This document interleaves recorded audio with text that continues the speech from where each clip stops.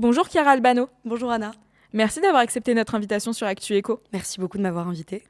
Donc vous êtes créatrice de contenu depuis maintenant 6 ans sur TikTok et Instagram. En parallèle, vous êtes étudiante en école de commerce à l'ESSEC et vous venez de lancer Simone, une marque de robe made in France inspirée des années 60-70. Exactement. Alors aujourd'hui, on voit que c'est compliqué pour les petites entreprises, que beaucoup ferment, que beaucoup de nos jeunes diplômés de grande école partent à l'étranger, aux États-Unis, en Asie, au Canada. Votre famille, vos amis ne vous ont pas poussé à suivre le même chemin, à partir de France pour entreprendre ? Alors au départ, je pense qu'ils étaient même réticents à l'idée que j'entreprenne parce qu'en école de commerce, on est beaucoup habitué à faire de la finance, du conseil. Et le CDI, c'est quand même une sécurité pour plus tard. Le Graal. Exactement. Et puis, et c'est vraiment un filet de sécurité non négligeable, même pour avoir un appartement ou quoi que ce soit. Donc, au départ, le fait d'entreprendre, c'était peut-être pas la meilleure des décisions selon eux. Après, j'étais encore étudiante, donc ils m'ont dit, écoute, entreprends pendant que tu es en école. Comme ça, au moins, si ça marche pas, au moins, tu as ton stage de fin d'études qui te permettra peut-être de signer un CDI ailleurs. Oui, puis c'est vrai qu'on a une image assez négative aujourd'hui en France. Enfin, la bureaucratie, les impôts, Exactement. les charges. Alors, ce qui est super en France, bon, effectivement, on a peut-être plus de charges, tout ce qui est cotisations sociales, etc. C'est peut-être plus contraignant en France que dans d'autres pays. Après, moi, je ne me suis jamais dit que j'allais entreprendre ailleurs qu'en France. Parce que déjà, ma cible, elle est en France, que j'habite en France, que je suis retournée habiter chez mes parents pour pouvoir économiser pour ma marque qui habite en France. Donc, je ne me suis jamais posé la question. Oui, pour toi, c'était une évidence. Enfin, on produit dans son pays. Exactement. Presque. Ah oui, alors, c'est ça. Déjà, je ne me serais pas... je serais pas partie de la France pour créer mon entreprise, tu vois, à Bali, à Dubaï ou machin, et encore moins produire ailleurs qu'en France parce que comment je me démarque, par exemple, de Zara si je produis pas en France. D'accord.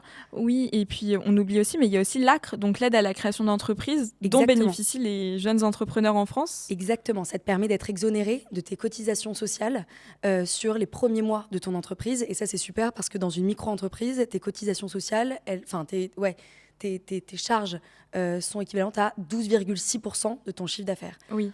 Donc c'est une belle aide au début. Exactement. On l'a vu aussi beaucoup ces dernières semaines. Il y avait Thierry Breton sur C'est à vous en début de semaine qui disait qu'il fallait retourner un mot qui est très tabou, le protectionnisme. Dominique Seux dans C'est dans l'air aussi. Cette fin, se dire que si maintenant on ne recommence pas à produire chez nous, la Chine, qui est actuellement productrice pour 1/3 de la production mondiale, passera à 50%. Et donc c'est presque un devoir de citoyenneté. On peut presque dire que le libre-échange n'est plus à la mode.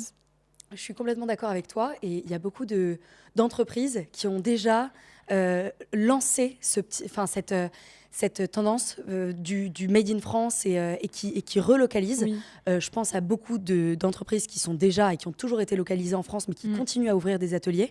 Par exemple, Hermès, à Riom. Oui. Et donc, ils ont créé une manufacture à Riom qui va embaucher 280 personnes.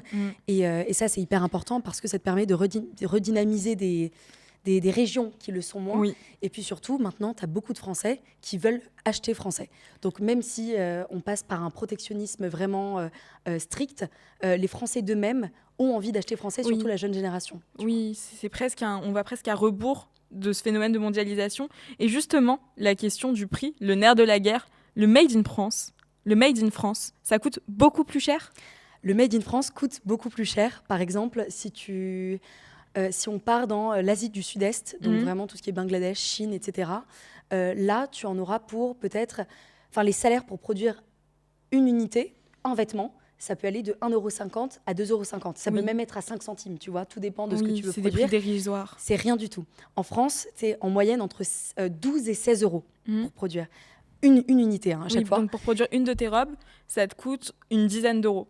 Exactement. En coût de production. En moyenne. Moi, en moyenne. Quand même un petit peu plus. Mais effectivement, en moyenne, c'est ça. Pour faire peut-être un t-shirt classique, vraiment une coupe connue que tu n'as pas, pas inventé, quoi.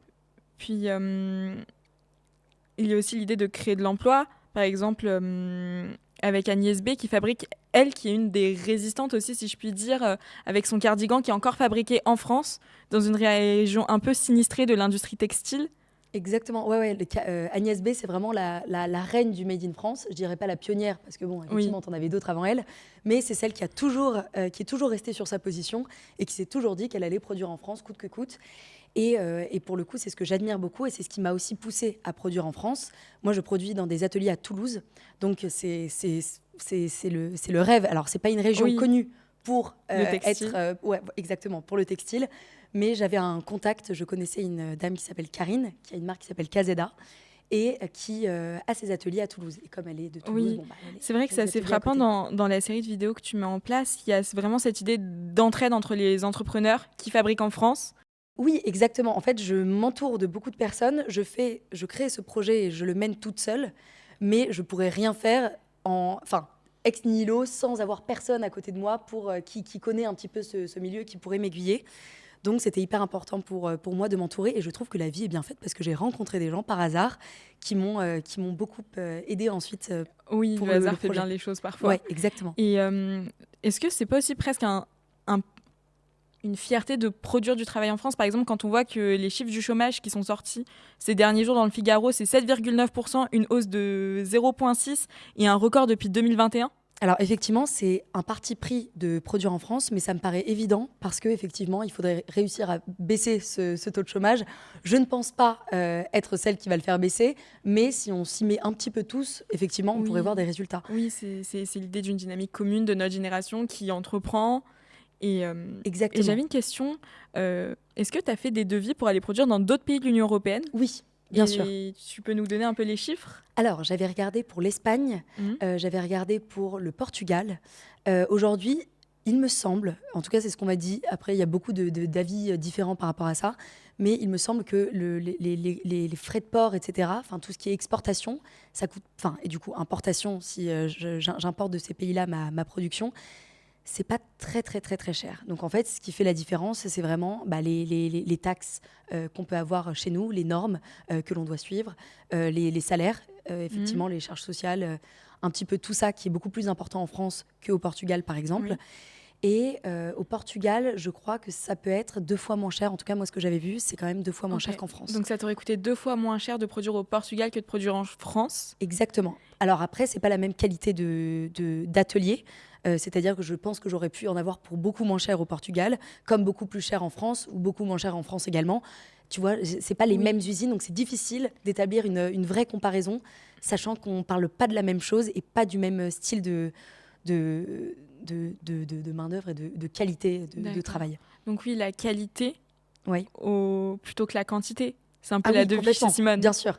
Nous, on fonctionne, je suis toute seule, mais je fonctionne par drop. Le premier drop va sortir fin mars, début avril, donc vraiment tout début printemps. Et ça sera que 300 robes. 300 robes plus le bandeau qui va avec. Donc c'est très peu. Mais effectivement, c'est que j'ai pas envie de devenir un géant comme le groupe Inditex ou quoi que ce soit. C'est pas l'envie derrière Simone. Et donc, comment tu as trouvé le juste prix pour ta robe et ce bandeau? Alors là, on est encore dans une période d'incertitude pour Simone. Je m'aide beaucoup de l'incubateur de l'ESSEC, c'est des pros qui vont m'aider à fixer le prix. Oui. Ils me parlent beaucoup de la psychologie du prix, donc ça c'est hyper important à prendre en compte. Tu pourrais nous expliquer ce que c'est? C'est que les consommateurs vont être plus ou moins influencés par une certaine tranche de prix. Si par exemple tu vas mettre une robe en dessous de 100 €, ils vont se dire c'est super, mais comme c'est produit en France, c'est quand même un peu étrange d'avoir une robe au prix Zara, tu vois. Oui. Donc ils vont peut-être être beaucoup plus réticents en se disant que la qualité n'est pas là parce que le prix n'y est pas non plus. Et donc, si tu passes au-dessus de 100 €, tu vois, c'est vraiment des mécanismes psychologiques hyper intéressants. Et donc là, c'est comme le 0,99. Exactement. Par exemple, 9,99, ça se vend mieux que 10 €, 145 mieux que 150. Ouais. Et il y a aussi cette idée du juste prix qui rémunère toi, ta marque. Pour le consommateur, avoir une robe made in France à prix correct. Exactement. Et c'est la même démarche, tu sais, la marque C'est qui le patron qu'on voit beaucoup dans nos supermarchés. Cette idée que on est prêt à payer un peu plus pour avoir une forme de transparence sur la qualité, sur la rémunération de nos agriculteurs et sur la provenance du produit. Exactement. Alors, c'est quand même un peu différent parce que le problème des agriculteurs, c'est qu'ils ne se retrouvaient pas dans le prix, le prix de vente final, en tout cas des grandes chaînes de distribution. Donc, c'est pas la même chose. C'est que là, je suis pas en difficulté. Et parce que tu n'as pas d'intermédiaire aussi. Exactement. J'ai pas d'intermédiaire. Et en plus, on n'est pas dans ce truc de devoir fixer un prix pour que tout le monde soit content. En fait, je suis un peu la seule à pouvoir fixer le prix, donc il n'y a que les clients. Et moi, effectivement, tu n'as pas un tiers comme la grande distribution qui va marger beaucoup plus que l'agriculteur, quoi. Oui, donc en supprimant des intermédiaires, c'est aussi un moyen de rapprocher le consommateur et le créateur d'un prix juste pour les deux. Exactement. Et donc, tu faisais référence à l'incubateur de start-up de ton école. Oui. Est-ce que tu peux nous en dire un peu plus ? Alors, l'incubateur de start-up, notamment à l'ESSEC, c'est vraiment des professionnels qui vont t'accompagner dans la création de ton projet. Donc vraiment de A à Z, même si tu n'as pas d'idée, tu peux t'inscrire dans cet incubateur et ils vont essayer de te trouver des trucs. Enfin bref, c'est très très bien fait. De A à Z, tu as un accompagnement hyper professionnel et hyper personnalisé. Moi, au début, j'y avais pas à trop... produire en France ? On nous pousse à produire en France et tu as même des primes. Là, en ce moment, tu as des concours organisés par l'incubateur de l'école où tu peux gagner 5 000 € si ton projet tient la route, mais il faut aussi que ton projet respecte certains critères, notamment parfois le Made in France. Donc, on voit aussi, par exemple, les différents acteurs se mobiliser pour redynamiser l'économie française. Et on le voit aussi, par exemple, avec même presque un devoir un peu citoyen. On l'a vu avec la mobilisation de gens mais de notre âge, comme des gens plus âgés, même des retraités qui connaissaient pas forcément Chine, qui sont venus manifester devant le BHV quand Chine s'est implantée au BHV, et même toutes les petites marques d'entrepreneurs qui sont partis quand Chine est arrivée au BHV. Alors cet événement était quand même incroyable parce qu'on avait l'impression que tout le monde était contre à Paris. Et pourtant, ça a quand même eu lieu. Après, moi, je pense... Tout le monde était contre. Et surtout, en fait, il y a une mobilisation. Moi, je me suis cru dans Astérix et Obélix. On était vraiment le village qui résistait. Exactement. Et pas que à Paris, justement. On pense que c'est une préoccupation de bobos parisiens. Mais j'ai vu dans Ouest France un article qui expliquait que en Loire-Atlantique, à Derval, il y avait une petite friperie tenue par des bénévoles qui refusaient de vendre les vêtements Chine dans leur friperie. Et ils ont bien évidemment conscience que c'est pas... ce qui va changer les choses, mais pour eux, c'est le travail du colibri. C'est cette fameuse fable, une goutte plus une goutte, qui permet de régler le problème. Et on voit que c'est une mobilisation en fait générale, pas que dans les grandes villes, de tout âge, et qu'il y a vraiment ce mouvement d'aller à rebours de ça. Donc effectivement, tu as quand même vu les files d'attente interminables devant le BHV à l'ouverture de Shein. Mais justement, tu sais, c'était des files d'attente et on voyait les gens, on l'a beaucoup vu sur BFM Business, tous les sujets conso en fait l'ont fait, c'est que l'écart de prix entre le site de Shein et les boutiques Shein était tellement énorme, ce qui montre que les intermédiaires, ça rajoute un coût énorme et que les gens en fait, ils n'étaient pas prêts à dépenser autant d'argent pour un vêtement Shein, ce qui rejoint ce qu'on disait tout à l'heure par rapport à la psychologie du prix. Exactement. Alors effectivement, oui, je pense qu'ils avaient oublié qu'un loyer parisien, c'était quand même vachement plus cher qu'un site internet chinois. Voilà, exactement. Mais oui, en fait, là, ça voulait dire que tu n'avais ni la qualité, ni le prix. Donc autant juste ne pas y aller du tout. Non, mais c'est ça. Le scandale de Shein a quand même fait prendre conscience aux gens de la nécessité de produire français, d'acheter français, ou en tout cas d'acheter Union européenne. Et surtout, ça a presque régulé aussi le cerveau du prix. Parce qu'en fait, avec des enseignes comme Shein, notre manière de percevoir un prix, en fait, elle a été complètement cassée. Et même notre manière de consommer, en fait, on va vraiment à rebours. Et finalement, on revient aux méthodes de consommation de nos grands-parents. Mais c'est pareil, tu vois, par exemple, avec les bocaux. En fait, la mise en place des consignes au printemps dernier, en fait, les consignes, c'est ce qui a toujours fonctionné, ce qui a été utilisé jusqu'aux années peut-être 70. Et on voit aujourd'hui ce retour. Finalement, ce retour à d'autres pratiques de consommation. Exactement. Et en même temps, je pense qu'avec toutes les enseignes de fast fashion et d'ultra fast fashion, les consommateurs ne sont plus habitués au prix juste. C'est-à-dire que pour eux, c'est normal d'avoir un t-shirt à 10 €. Alors que non. Alors qu'effectivement, ça ne l'est pas du tout. Et donc, nous, ça nous met un petit peu ça nous challenge d'autant plus. Il faut rééduquer le consommateur. Exactement. Mais c'est hyper compliqué. Une marque sortie de nulle part qui lui dit tu vas payer cette robe 150 € alors qu'il est habitué à en acheter une 60 €. Après, est-ce que par exemple des marques comme Zara qui ont commencé à opérer une élévation de gamme, si je puis dire, parce que les robes Zara coûtent plus cher maintenant qu'il y a quelques années, ça t'aide pas toi à t'implanter sur ce marché?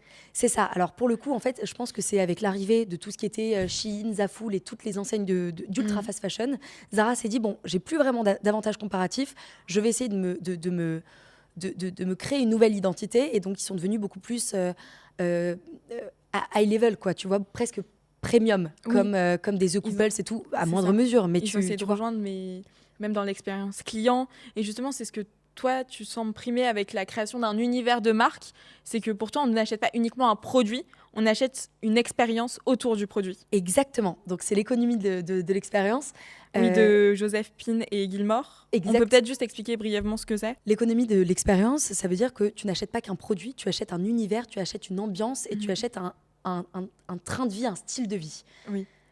Voilà. Donc, tu achètes un style de vie, tu achètes un univers, mais c'est ce qu'on a vu, par exemple, tu sais, avec toutes les marques d'influenceurs qui ont fleuri dans les années 2010. Ouais. On n'achetait pas un rouge à lèvres, on achetait le rouge à lèvres de Kylie. Exactement. On achetait le lifestyle de Kylie Jenner, des sœurs Jenner, même des créatrices de contenu que nous, on suivait sur les réseaux sociaux, on achetait leurs livres. Il y avait vraiment cette idée de prolonger l'expérience au-delà de l'écran.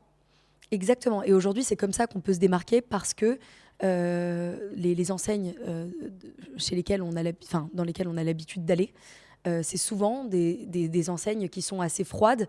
Les pièces sont très belles, mais on n'adhère pas à l'univers forcément. Oui, tu t'inscris dans la lignée de ces marques comme Cézanne, Balzac, qui ont recréé un univers de marque, une identité, la Cézannette, pour vendre leurs produits, pour créer une sorte de sororité entre les femmes qui portent ces produits. Exactement, c'est presque comme si les produits étaient devenus des cartes d'adhérents, tu vois.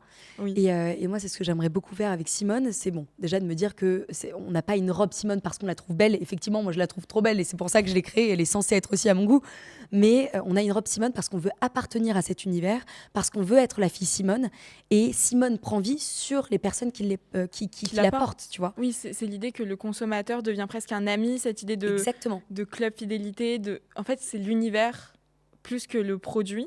C'est ça. Et comment on arrive justement à éviter cette dérive, vu qu'on a vu beaucoup dans les années 2010, ces produits d'influenceurs qui étaient soit du dropshipping, soit des livres que les youtubeuses n'écrivaient pas elles-mêmes. Et comment toi, tu te démarques en créant à la fois un produit d'influenceuse et à la fois un produit qui se détache de ton image d'influenceuse, qui peut exister par lui-même? Alors, moi, je me considère pas vraiment comme influenceuse. C'est-à-dire que si un jour on se présente, je te dirai jamais que je fais des trucs sur Insta, sur TikTok, machin. Donc, c'était vraiment plutôt, je laisse tout ça de côté. Je prends quand même en compte que j'ai une petite communauté qui pourrait me permettre, qui pourrait être un débouché finalement pour ma marque et des potentiels clients. Mais j'ai vraiment voulu créer Simone en détachant totalement Chiara Albano de Simone.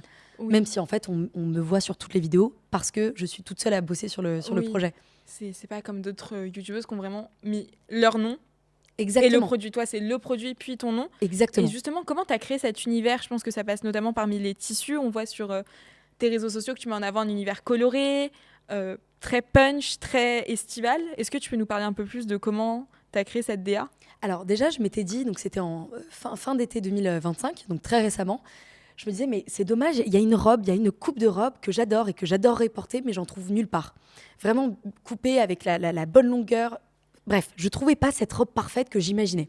Et je me suis dit, bon, tu sais quoi, je vais essayer de la coudre. J'avais une machine à coudre chez moi. Et un soir, je crée, je peux la montrer à la caméra? Oui. Et donc, je crée cette robe-là. Je n'ai jamais cousu de ma vie, hein, donc vous allez voir que les coutures sont quand même vachement hasardeuses. Mais je crée cette robe-là et étonnamment, elle tombe parfaitement. Donc, évidemment, avec quand même beaucoup d'heures de travail et de reprises et machin. Mais j'avais créé la robe que je voulais porter tout l'été. Bon, on était en août. Je me dis, l'été est bientôt terminé. Comment je peux faire pour prolonger cette expérience et pour continuer à la porter tous les jours de l'année, en créant ma marque et en étant obligée de faire des photos avec pour la communication de ma marque. Et puis, on le voit retracer justement cette histoire. En fait, on devient presque les spectatrices, les co-mamans de Simone en suivant tes vidéos Instagram et même celles où tu te fixes le défi de créer une robe en une après-midi. Oui. Avec le tissu phare, le tissu sur lequel tu as flashé. Est-ce que tu peux nous raconter cette petite anecdote? Alors, j'étais invitée à un événement d'Invan. Donc déjà, c'est une maison que j'admire énormément. Et je m'étais dit, c'est quand même dommage, eux qui sont dans cet esprit années 60, très, très rétro, motif très géométrique, pas du tout psychédélique, mais ils ont quand même cette géométrie que j'essaye d'avoir chez Simone également. Je me suis dit, bon, les deux univers collent tellement, ça serait dommage d'aller à cet événement sans porter du Simone et sans pouvoir faire un petit peu ma com lors de cet événement. Donc, je me suis fixé l'objectif de créer en un après-midi, du coup, cette fameuse robe qui m'a pris en plus beaucoup plus de temps que prévu. Donc, je suis arrivée hyper en retard à la soirée. Enfin, hyper en retard, non, mais peut-être 2 heures après l'heure que je m'étais fixée. Mais j'étais en Simone. Et j'ai reçu plein de compliments de gens du milieu qui justement, remarquaient ma robe et souhaitaient en avoir une similaire. Et donc ça, c'était vraiment la réussite totale du challenge pour moi. Et tu as notamment Rosie Despalma qui a complimenté ma robe. Donc, on a fait une photo ensemble en Simone. Mais c'était tellement un très, très beau souvenir que je garde. Et de me rendre compte pour la première fois que des gens adhèrent Oui, à mon univers. parce que en fait, c'est hyper drôle. Tu dis, tu sais, sur son compte TikTok que tu n'as Ouais. pas fait d'études de marché. Mais Ouais. pourtant, en fait, Simone, ça correspond totalement à la manière dont les Français s'apprêtent à consommer dans les prochaines années. Ça me fait penser à une chronique d'Emmanuel Le Chip, donc qui est éditorialiste économique pour BFM TV, qui expliquait que les supermarchés dans les prochaines années allaient complètement changer de forme. Tu sais, les grands supermarchés qu'on a connus à l'essor des années 60-70, où on allait passer le week-end, on faisait des grosses courses. En fait, on allait revenir à des supermarchés plus petits, recentrés sur l'alimentaire avec des produits plus bruts. Et finalement, Simone, c'est un peu la même chose, mais pour l'habillement. C'est un peu ça, effectivement. J'ai pas du tout lu l'article, mais c'est vrai que ça doit être hyper intéressant. C'est effectivement moins de quantité, plus de qualité et surtout l'essentiel, quoi. Tu vois, On sait d'où ça vient. On sait d'où ça vient. C'est une forme classique qui parle à tout le monde. Ça va pas dans des délires. Bref, alors qu'en vrai, je pense que j'aimerais bien parce que ça. Bien sûr, mais ça va aussi, tu sais, dans toutes les tendances mode qu'on a pu voir. Par exemple, les filles sur TikTok on parle beaucoup, tu sais, des hauls Shein sur TikTok, mais on oublie aussi tous les hauls Vinted. Les filles qui encouragent à ne plus acheter de fast fashion. Vraiment, ce côté presque rebutant du Made in China, de la fast fashion. Et aussi ce côté, finalement, est-ce qu'on va pas consommer comme nos grands-parents ? Je pense que on ne consommera pas tous comme nos grands-parents. Parce qu'en fait, là, on parle de ça comme si tout le monde avait les moyens de s'offrir du Made in France, etc. Et c'est pas du tout le cas. C'est qu'aujourd'hui, tu vois, tu as l'inflation, tu as la baisse du pouvoir d'achat. Il y a certaines personnes, et elles sont très nombreuses, à ne pas pouvoir acheter Made in France parce qu'elles préfèrent penser à leur alimentation, à l'alimentation de leurs enfants. Et donc, je pense pas qu'on reviendra à une consommation comme celle de nos grands-parents, sachant que maintenant, on sait qu'il existe moins cher et qu'on est dans cette dynamique de mondialisation que nos grands-parents connaissaient peut-être un petit peu moins. On est dans cette dynamique justement de mondialisation, mais est-ce qu'on n'est pas en train de déchanter ? Parce qu'on prend conscience du revers. Tu sais, quand on achète un t-shirt qui se trouve au bout de 3 fois, quand on voit la qualité des produits alimentaires qu'on mange se dégrader, quand on sait que notre souveraineté alimentaire, c'est fini. Ça, je suis totalement d'accord avec toi. Mais effectivement, je pense que ça dépend des régions, ça dépend des ménages, ça dépend de tout, en fait. Oui, le pouvoir d'achat, aujourd'hui, on voit que c'est une vraie préoccupation, que beaucoup de Français voudraient, 85% des Français voudraient acheter Made in France, mais ne peuvent pas. Est-ce que finalement, en consommant différemment, tu sais, en supprimant les intermédiaires, en redynamisant le territoire avec de l'emploi, en recréant une vraie échelle de prix, en se disant on consomme moins mais mieux, on va peut-être pas réussir justement ce pari ? Alors oui, mais sur le très long terme, et je pense que ce serait réfléchir en mettant de côté toutes les contraintes peut-être plus géographiques, géopolitiques entre les pays, des guerres économiques, quoi. Tu vois, si on commence à ne plus acheter chinois, effectivement, ils vont faire pareil pour nous, ils vont nous mettre des prix beaucoup plus élevés. Et finalement, j'allais dire ça, mais en fait, ils achètent pas tant que ça chez nous.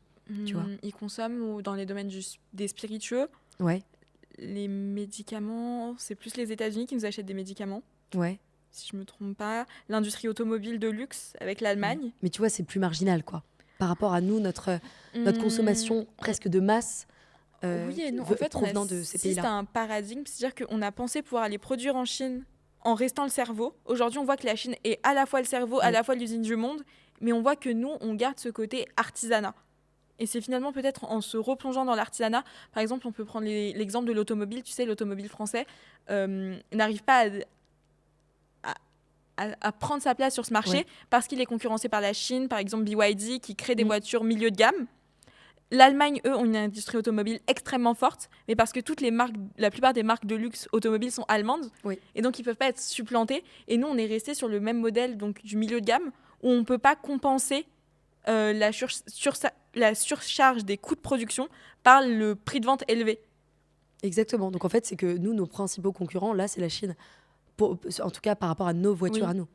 Est-ce que justement l'habillement, étant donné qu'on a un savoir-faire, on a des marques comme Hermès, comme Agnès B, comme la tienne bientôt, est-ce que c'est pas un des domaines d'activité dans lequel nous, on va pouvoir tirer notre épingle du jeu et vendre? Ouais, je suis totalement d'accord avec toi là-dessus. Je pense que c'est pour ça que c'est important, et on en revient à ce sujet-là, mais c'est important de produire en France parce qu'on sait qu'on a un avantage comparatif qu'on a le savoir-faire, qu'on a l'histoire, qu'on a les traditions, l'héritage. En fait, oui, la Chine, elle a une histoire industrielle, mais qu'elle ne met pas en avant pour vendre ses produits. Exactement. Et elle s'est vraiment mise dans l'industrie de masse en devenant l'usine du monde. Mais aussi, le problème, c'est que si nous, on ne consomme pas, en fait, leur industrie, elle s'écroule parce qu'il n'y a pas de classe moyenne en Chine. Il y a soit une classe très élevée et une classe de production qui est très mal payée. Donc, tu énonçais des salaires qui sont le prix d'un pain en boulangerie en France. Et c'est de moins en moins le cas parce qu'en fait, tu vois, les gens ne produisent de moins en moins en Chine parce que ça devient de plus en plus cher. Tu aurais un conseil à donner aux jeunes qui, comme toi, souhaiteraient entreprendre? Parce qu'en fait, tu sais que moi, le problème que j'ai, en fait, je trouve ça génial aussi, c'est que j'ai voulu créer ma marque. Donc, le jour même, j'ai mis une story en disant que je la créais, alors qu'il n'y avait rien, tu vois. Oui. C'était vraiment, je venais juste de terminer mon prototype. J'étais contente et j'ai dit, bon, bah, ça sort bientôt. Et là, je me suis dit, mais attends, mais tu viens de mettre une story en disant que ta marque sortait bientôt. Mais sauf que là, tu n'as rien, car tu viens de créer un truc, tu ne connais aucun atelier, tu ne sais pas comment on crée une marque. Donc, j'ai un peu fait tout. J'ai été très autodidacte et j'ai tout fait un peu au feeling, tu vois ce que je veux dire? Oui. J'ai vraiment pas, je me suis pas dit bon bah alors là il faut que je règle ce problème juridique. Ensuite je vais faire ça, tu vois, j'ai déposé ma marque, mon nom de marque, comme ça au moins je suis sûre qu'on m'embête pas par la suite. Tu déposes comment ton nom de marque? C'est sur l'INPI, c'est l'Institut national de la propriété industrielle. Et en fait ça prend quelques mois. C'est très simple, tu peux faire ta demande en ligne. Ensuite, pendant 3 mois, il me semble, peut-être un petit peu plus, ils laissent ta marque sur leur bulletin officiel, mais les gens peuvent faire appel. Ils peuvent s'opposer à la marque que tu as envie de déposer. Par exemple, si quelqu'un s'appelle déjà Simone. Donc en fait, tu as lancé ta marque, tu avais donné le nom ou pas en story Instagram? Oui, j'avais donné le nom. Donc, tu avais donné le nom avant d'être sûre de pouvoir l'utiliser? Oui, mais en fait, tu sais, maintenant, avant, c'était par courrier que il fallait que tu envoies une lettre. Et à partir à l'accusé de réception de cette lettre-là, on savait que même si ta marque n'était pas encore validée, bah, tu étais le premier à l'avoir, tu vois. En fait, c'est que à partir du moment où j'ai rempli le formulaire et que j'ai dit que je voulais une marque qui s'appelait Simone, bon, bah, je passe avant ceux qui, finalement, n'ont jamais rien demandé. Ou tu vois ce que je veux dire? Donc ceux qui n'ont jamais rien déposé, je veux dire. Oui, donc finalement, en fait, les 3 conseils que tu pourrais donner, c'est d'oser. Oui. De bien s'entourer. Bien s'entourer et... Donc, quand je dis bien s'entourer... ce que j'entends par bien s'entourer, c'est aussi réseauter. Tu vois, ne pas avoir peur d'aller voir les gens, d'y aller au culot. Ce qui est un truc qui est très français. On a du mal en France avec le réseau. Ouais. Le réseau, l'argent, tout ça, c'est hyper mal vu. Après, là, je parlais pas trop de réseau comme, tu sais, en école où on peut se dire bon bah mon papa fait ça, ma maman fait ça, j'ai trouvé mon stage grâce à eux.